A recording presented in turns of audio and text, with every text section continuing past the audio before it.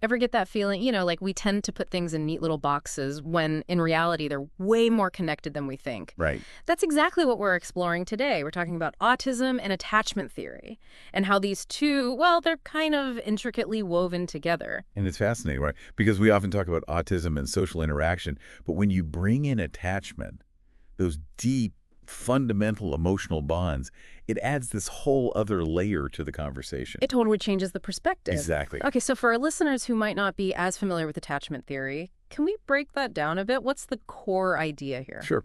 Attachment theory basically says that those very first relationships we have, those early bonds with our caregivers, they have a huge impact on how we develop emotionally.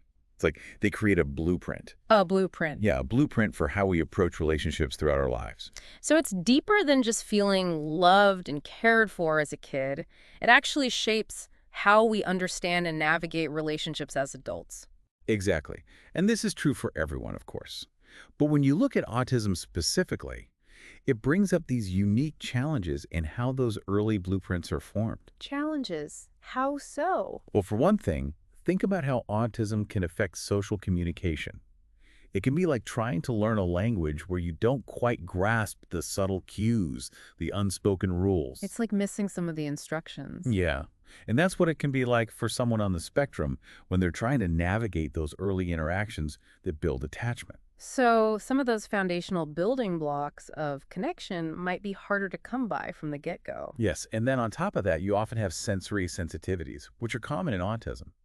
Think about physical touch. For babies, it's so important, right? It's grounding, it's reassuring. But for someone with sensory differences, that same touch might be overwhelming. Even painful, maybe. Exactly. Right. So something meant to soothe and connect can have the opposite effect. And that can make those early bonding experiences way more complex. Makes sense. Are there other challenges that come into play here? Yeah, our sources also talk about repetitive behaviors as a potential factor. Now, repetition in itself isn't a bad thing, but let's say you have a child who's so focused on lining up their toys perfectly that they're not engaging in, say, pretend play with a caregiver. And those shared imaginative moments, they're often where deeper connection happens, right? Exactly. So it's not that the behavior is bad. It's more about the potential impact on those back and forth exchanges that help build those strong attachments. It's all connected. It is. And that's really why understanding this link is so crucial.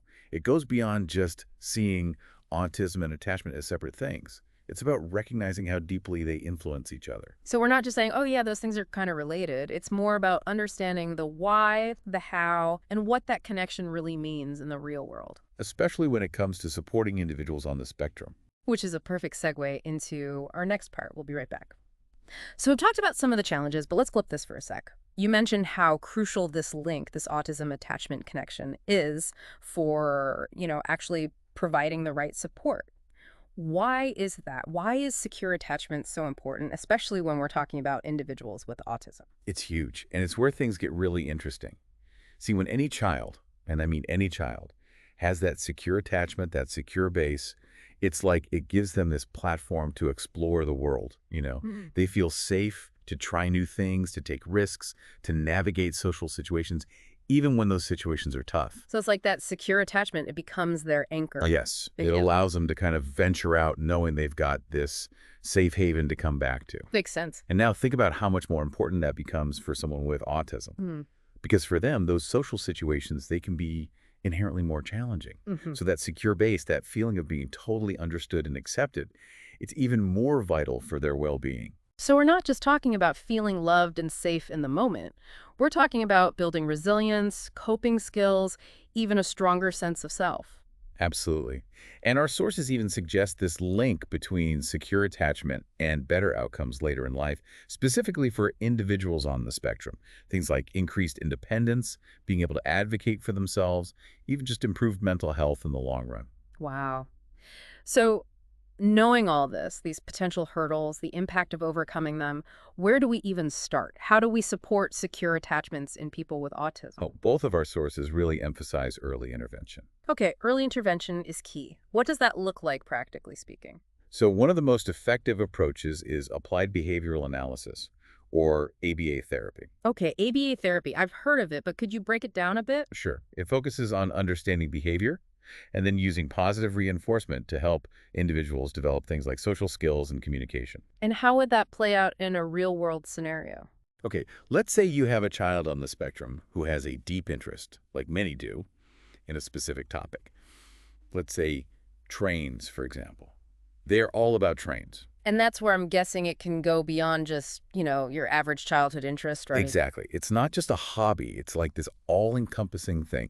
And again, there's nothing inherently wrong with that, but we want to make sure it doesn't become a barrier to connecting with other people. Because those connections, those shared experiences, they're so important, especially for building secure attachments. Precisely.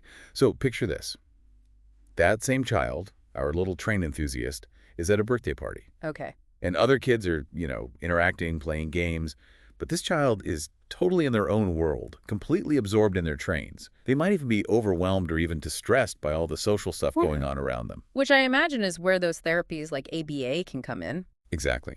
A skilled therapist could work with a child to, develop strategies for those social situations. And it's not about taking away the trains or telling them they can't love trains anymore. Right, because that's part of who they are. Yeah, it's about finding ways to build bridges. Bridges, what do you mean? So maybe they help the child learn to share their train knowledge with others. Or maybe they use those train-themed toys to encourage interaction. It's all about meeting the child where they are, and gently guiding them towards those essential social skills. Not forcing them to change who they are at their core, but giving them the tools to connect with others in a way that feels, safe and authentic. Exactly. And that's where the power of that secure attachment really shines through. When a child feels truly seen, understood, when they've got that solid support system behind them, they're more likely to take those social risks, step outside their comfort zone, because they know they have that safe haven to go back to if they need it. This has been eye-opening. We started talking about autism and attachment, and it's like they're not even two separate things, really. They're woven together, influencing each other in all these ways. It's a different way of looking at it.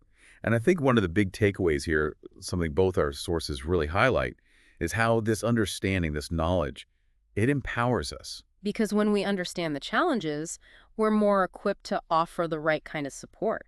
Exactly. And to create those nurturing environments where secure attachments, those essential bonds, can really flourish. This has been an amazing conversation. Thank you so much for, guiding us through this topic, breaking it down in such a clear, insightful way. My pleasure. I enjoyed it. And to our listeners, thank you for joining us on this deep dive. It's amazing to explore these topics together, right? And remember, understanding is the first step towards a more inclusive, supportive world for everyone. Until next time.